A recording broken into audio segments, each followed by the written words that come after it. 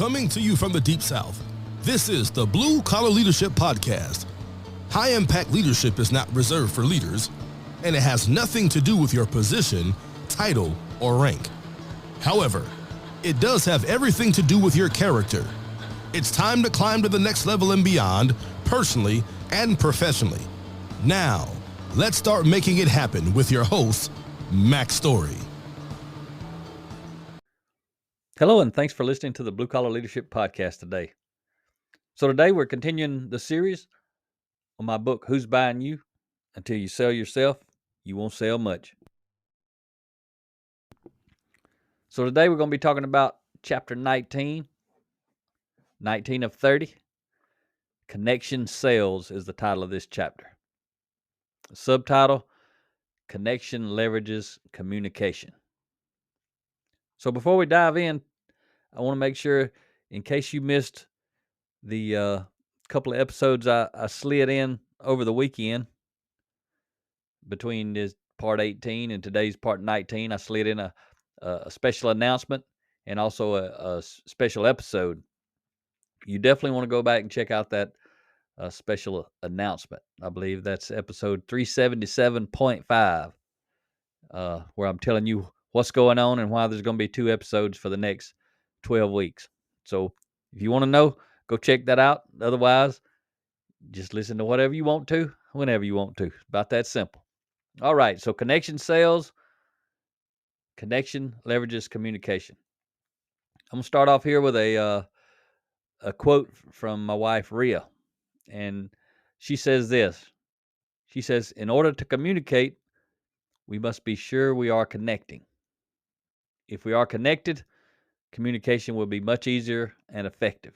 If we are disconnected, it doesn't matter what we're communicating because the message isn't getting through. And she's right. I mean, a lot of people want to learn about communication, but if you want to be a person of high influence, you got to learn how to move beyond communication and actually make a connection. And Rhea's got a awesome book. It's formatted like a lot of my books. It's 30 chapters, 3 pages each. The title of her book is Straight Talk, The Power of Effective Communication. But it really ain't about communication. It's about making a connection. The reason it says the power of effective communication is because a lot of people don't even know and understand the word connection as it relates to communication. They are related, but they ain't the same thing. Communication is about giving you some information. Connection is about motivation, inspiration, and transformation. All right. So as we continue on, Matt Leinart, he said it perfectly. He says every sale is made up of a series of conversations. You think about that. Whether you're trying to sell yourself, or you're trying to sell a product, or whether you're trying to sell a service. And remember, this book is focused on helping you learn how to sell yourself so that you can sell a product or a service. Everybody's got to learn how to sell themselves, whether they're a professional salesperson or not. Selling yourself is about increasing your influence. This whole book is about increasing your influence during the sales process. But conversations are critical when it comes to selling yourself, because conversations lead to building trust or creating distrust.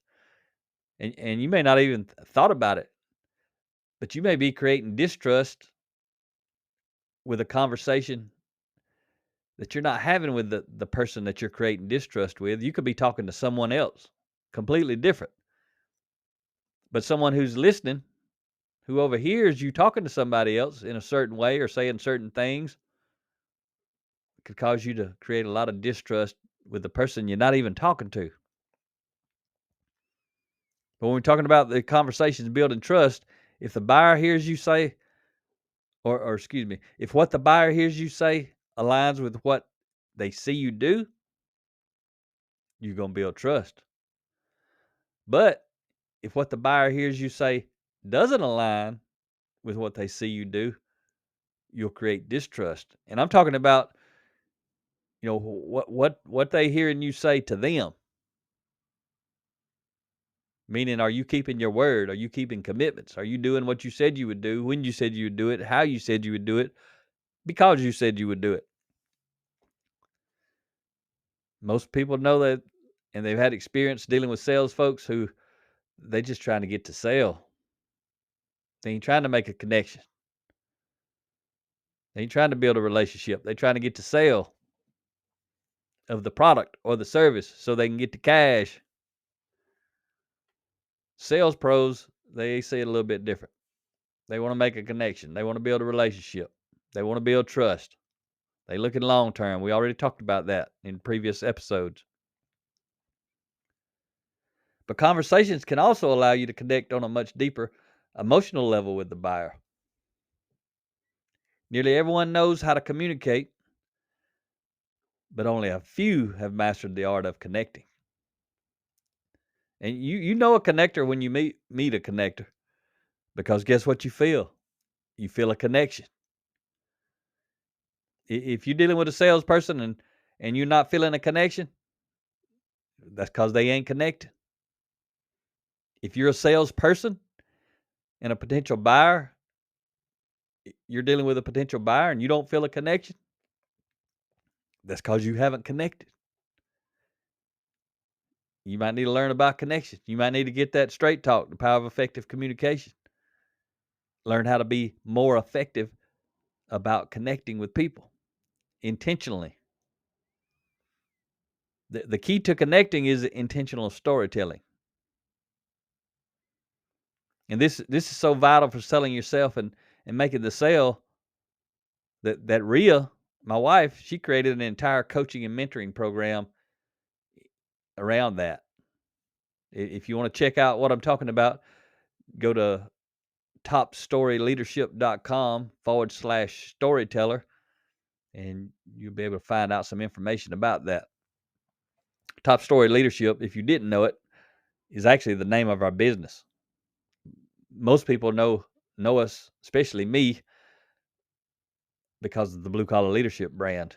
But that's just a brand really underneath our business. Our Top Story Leadership LLC is actually our company. So we got a topstoryleadership.com website. I got a macstory.com website. Rhea's got a RIA.story.com website. And then we got the bluecollarleadership.com website, which is really is the main one. But Rhea's got her own business and her own brand underneath her name, Rhea Story. So if you want to check out any of those sites, just see what's there. If you want to go into store on any of those sites, the store is the same in all of them. But you can go in the store. There are a few coaching packages and some things like that. There's a audio training in there for $49. How to leverage your brand, build your brand on LinkedIn.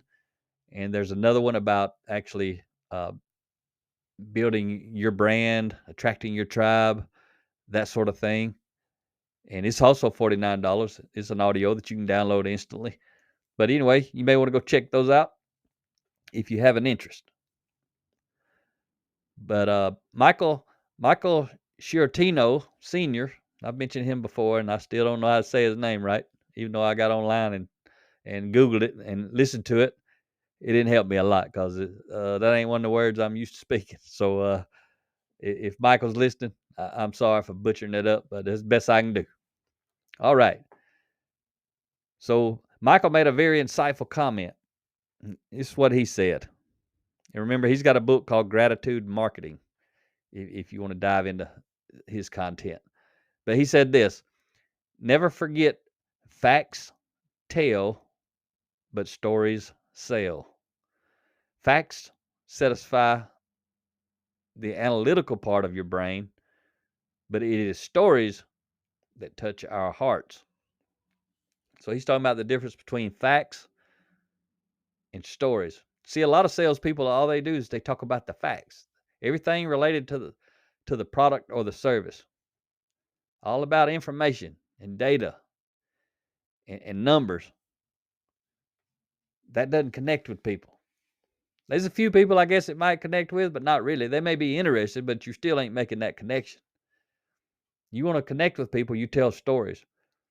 You ever hear me speak, you're going to hear me tell a lot of stories. I tell a lot of stories on the podcast, but I tell a whole lot more stories when I'm talking to somebody in person.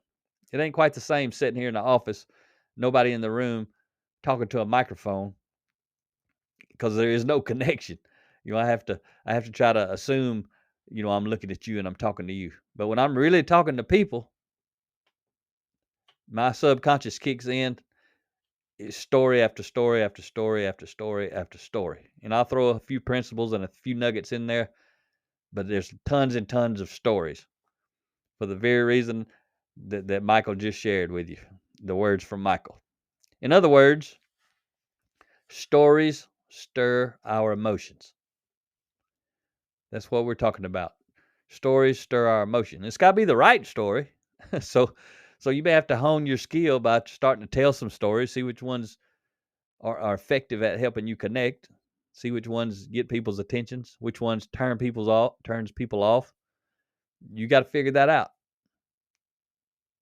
And some stories may work very well in one situation, but they don't work well in another situation because things are different. Or the situation could be exactly the same, but one story doesn't work this time, but it works next time. Well, how could that be? Because the people are different. Some stories you're going to tell is going to connect with people. Some stories you'll tell the same exact story that worked phenomenally well last time with a different person, and it won't connect at all. You got to learn who you're talking to. That's why you want to try to understand them, get to know them. You got to slow down to go fast, though. Teaching, telling, and recommending speaks to the buyer's conscious mind and shines the spotlight directly on you. This is how you effectively communicate information and your thoughts to the buyers. The buyer's conscious mind listens to you suspiciously, though. Stop right there. You don't know me. Who do you think you are telling me what I need, why I need it, and whether or not I can afford it? Think about that. That's what a lot of salespeople do. They try to tell someone why they need it. They want to tell them what they need, why they need it, and then they help them figure out whether or not they can afford it. Especially when they think they can afford it. If you feel like you can't afford something and the salesperson's trying to talk you into affording it, they ain't got your best interest in heart or at heart. Because if you're trying to sell someone something and they think they can't afford it, why in the world would you try to talk them into buying it? Unless you're only looking out for yourself. That's just my frame of reference. Maybe I'm wrong, but it's worked pretty good for me. The buyer's conscious mind will raise red flags and put them in a defensive posture when they start hearing that kind of talk. I know it doesn't. Red flags go up quick with me. The greater your character, the greater you're going to see what all these things that other people do and say. The faster, the greater your character, the faster you're going to see that. And you're going to see the red flags. Little bitty tiny things that someone could say or do that other people might just miss. If you develop a high degree of character, you're going to see it. You're almost going to have an intuition. You're going to know it's coming even before they say it sometimes. So if you got a high degree of character, your conscious mind is going to raise a lot of red flags. So if you're a professional salesperson, you got to know you ain't getting over on these folks with a high degree of character. They may have such a high degree of character that you think you got them fooled. You ain't got them fooled. The red flags are popping up if you're doing this kind of stuff to them. You don't want to be that person. You already know it's hard to sell to a buyer who is in a defensive state of mind. You already know that. But however, on the other side of the coin, storytelling speaks to the buyer's subconscious mind. This is how you effectively connect with them. Meaning the buyer, you connect with them through storytelling, through their subconscious mind. The buyer's subconscious mind listens to you trustingly. Remember, the buyer's conscious mind listens to you suspiciously. So the subconscious mind is listening trustingly. and it's saying, I'm paying attention. This is actually interesting. I don't want to miss anything that may be important to me. I can relate. Is there something in this story that applies to me? If so, what does it mean to me? This is something I need to think about. That's completely different than the conscious mind that was saying, stop right there. You don't know me. Who do you think you are telling me what I need, why I need it, and whether or not I can afford it? Look at the difference between those two thoughts that you're going to be having, or the potential buyer you're dealing with. It depends on if you're looking at yourself as a buyer or you're looking at yourself as the seller. The buyer's subconscious mind will tap them on the shoulder and ensure they're paying attention and are in a receptive posture. That's what storytelling does. It gets that subconscious mind to come over there and tap you on the shoulder. Make sure you're listening. Make sure you're thinking. When the buyer's in a receptive posture, they're more open to your communication. In other words, once you make a true connection, the buyer's more likely to embrace and accept your communication. But sales amateurs, amateur salespeople, they skip the connection part. All they want to do is deal with the communication because they're in a hurry. They won't get right to the point. They forget they're dealing with a person. But as a seller, you must tell the facts, but you should also become skilled at telling stories to support the facts. So you gotta hone those stories. It may be stories you read about. The best ones come from your life, whether it happened to you or whether you witnessed it, whether you heard about it. But if it's from your life, someone told you a story, that's still pretty close to you, but it's better if you actually live the story. But reading books, you can learn, you can share a lot of stories you read in books. Make sure you just give credit to whoever wrote it and where it come from. Don't pretend and fake that it's your story. Just tell the truth, tell the story. A good story doesn't matter where it comes from. Reflect on and consider what I taught you so far in this whole series. You may struggle a bit to come up with the specifics. However, odds are good you can still easily remember and relate to the stories and the lessons in them, such as me selling my Corvette. If you've listened to this whole series, you may struggle to get the point, but you probably remember the story about me selling my Corvette. And the guy trusted me and paying me for it weeks in advance without even seeing it. You probably remember me talking about Carl recommending his competitors to me when I was trying to buy the sofa. You probably remember Matt Leinart's dedicated customer who advised the rookie to come back only after reading Matt's obituary. If you've been listening to this series, you probably remember every one of those stories. That should validate you the power of stories to connect. That story connected you to me and my teaching. I've already talked to some people who've been listening to this series and they talk about the Corvette. They remember that story for different reasons. Some of them remember it because I gave it up to get where I'm headed now, to get to do what I'm doing now. At that time I was headed to this place. I'm at the place now. But when I gave it up, I was headed to this place. So reflect on your own experiences at conferences or at seminars or in meetings where other people are speaking. But were the best speakers sellers? Those telling stories? Or those simply sharing facts that were already listed on the PowerPoint or your handout? And the reason I said sellers, because when I'm talking about the best speaker, if somebody's speaking to you, they're selling you something. Like right now, I'm trying to sell you on the principles related to influence. Not literally trying to sell you something for money. I'm trying to sell you on an idea or a concept, personal growth and development, leadership development, all based around character.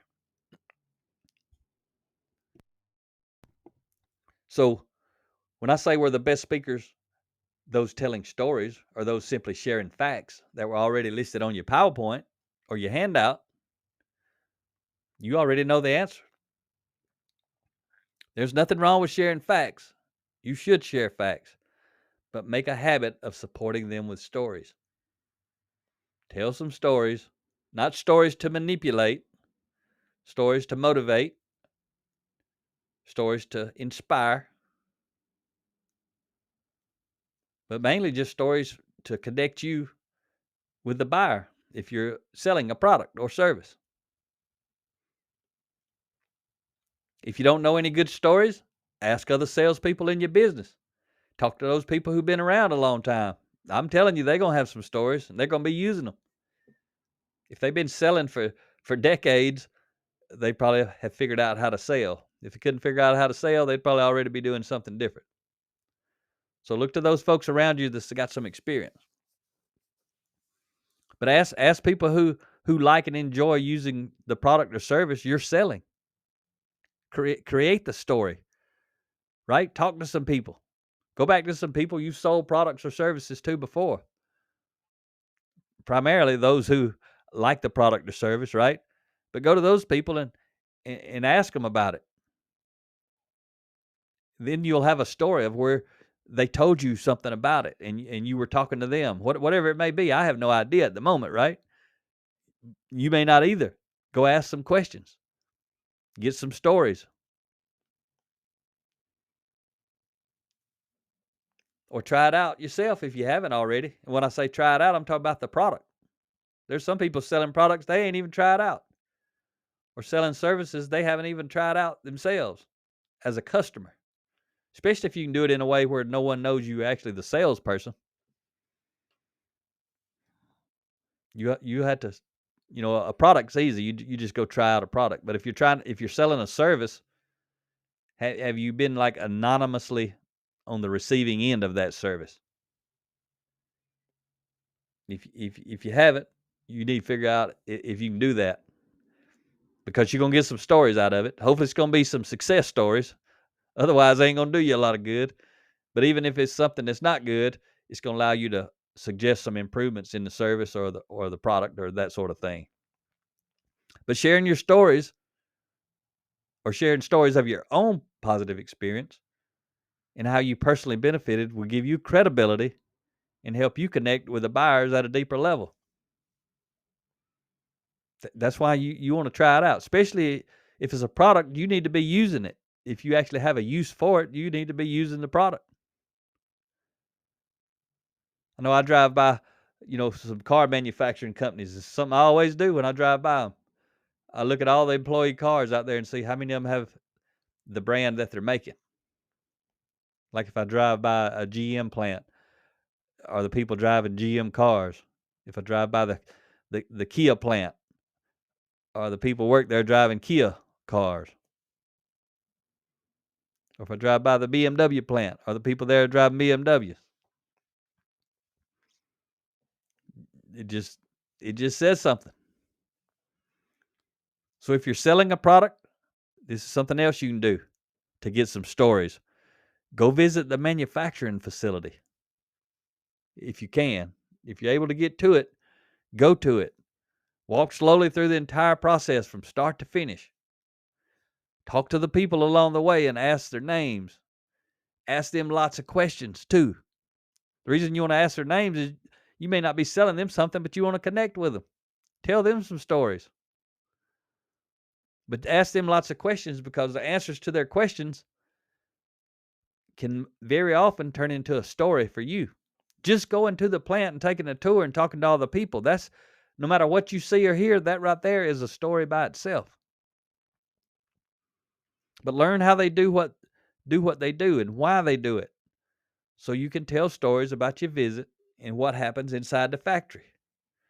It's going to allow you to connect, but it's also, that'll give you some credibility relative to the product. There's a lot of salespeople selling product, they never even been to the factory.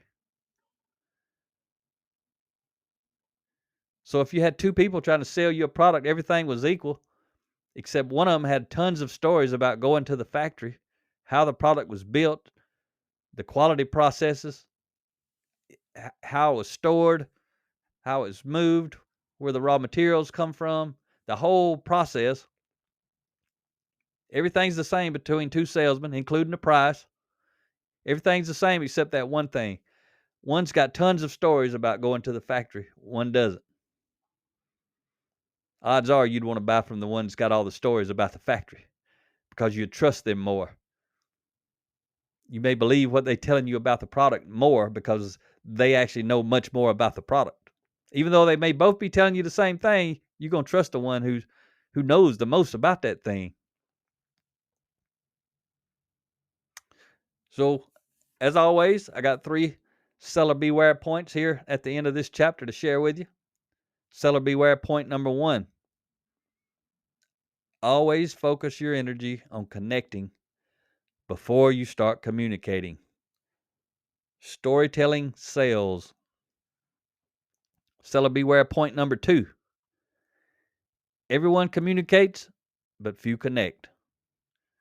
Connecting goes beyond words and triggers emotions. Seller beware point number 3.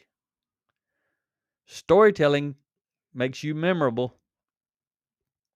Storytelling causes others to tell stories about you. Tell more stories. Yeah, if you tell a really good story, I'm getting out of the seller beware points now, but if you tell a really good story, people are going to tell stories about you telling that story. Especially if it's funny or there's something really very memorable about it. When you tell the story, people are going to tell stories about you telling the story. So tell more stories. I gave you some good tips. If you don't have them, even if you have stories, some of those tips that I just gave you will help you get some better stories. So if you listen to the previous couple of episodes that I snuck in between part 18 and part 19, then you'll know I'm about to stick an episode with an interview between every episode related to this book. I got 11 more to go after today. So in between every chapter, this episode comes out on Monday. I got a video interview that's going to come out on Fridays at noon Eastern. In between. So for 12 weeks, starting with this episode, for 12 weeks, you're going to be getting 2 episodes a week. One's going to be to finish out this series. The other's going to be on the series on real people getting real results, where I'm going to be interviewing all kinds of people from all kinds of industries with all kinds of jobs at all different levels. And they're going to be telling a little bit of their personal story, but a lot about how they grow using this content that Rhea and I talk about and speak about. They're going to help validate it, but mainly they're helping me help you and anybody else who listens. So I hope you enjoy those episodes. I just had to double up because I couldn't wait to get finished with this series, and I didn't want to not finish this series. So I'm doing double duty for 12 weeks to make this happen. All right. Talk to you next time. Make it happen or someone else will. It might as well be you. Are you serious about taking your career and your life to the next level and beyond?